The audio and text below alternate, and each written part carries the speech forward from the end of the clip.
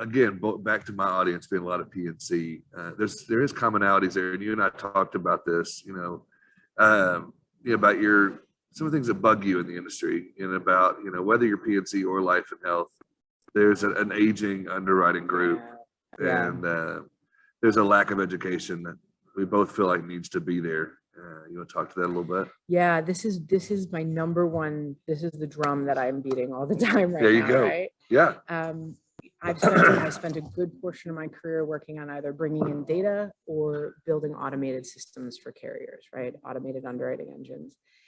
And it's great to be able to produce a straight through decision and, make that experience very quick and point of sale, but there's always going to be cases that need to be touched by a human. And we have to start thinking about the world in which those human underwriters actually live, right? So if we're just going to keep creaming off the great stuff and dumping increasingly complicated cases on our underwriters, all while they're retiring or being poached to other companies, because there's just a crisis of talent right now, you're going to burn a lot of people out. We're going to have the good people, no matter what age they are. No matter what age they are, the good people who are going to be left behind are going to have the burden on their shoulders of trying to make sense of all of this new data and technology and these complicated cases. So we need to start thinking, we have to continue the track of getting as much straight through as possible. I'm not anti-technology, right? We got to do that. We have to automate. We need the predictive models. We need the data. But we have to also turn our gaze and say, how can we take all of these tools we're developing and make sure that we're creating models and ecosystems that underwriters live in that actually help them make good decisions, that make them feel supported and not just burned out, right?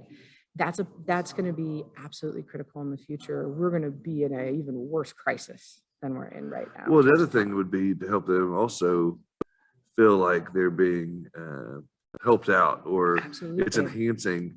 This is a discussion we've had all week, is that, the fear is that underwriters, CSRs, account managers, positions like that traditionally in an agency or a carrier are going to be obsolete in several years because of all the technology.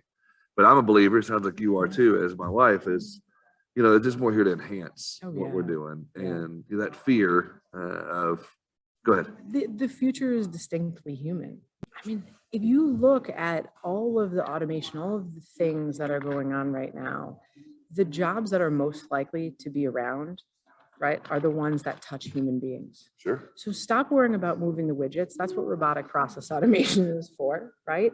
And start thinking about how you develop those relationships as an underwriter with your agent, as an underwriter to your customer, right, to your peers. And how do we make sure that the systems that they work in do support them and do nudge them in the right direction? That's the critical path, right? We can't just automate at or dump information at our underwriters. We have to innovate with them, right? Yeah. No, I completely agree with you. And it's been a challenge, especially, when we are fighting, the workforce right now and people being attracted other directions, and we're trying to pull them into. Yeah, I can work remote anywhere. I'm gonna shit and leave. Yeah, right? I'm gonna go. Yeah, exactly. I don't need to work in this crap system that you built or get yelled at every day because I'm not supported. Yeah, I can go somewhere else. I can take my talents and leave. We don't want that. We need good people. We have a lot of jobs opening in insurance. Sure. A lot of jobs that are opening in insurance, and we need to fill them with the absolute best and brightest and support we have. Yeah.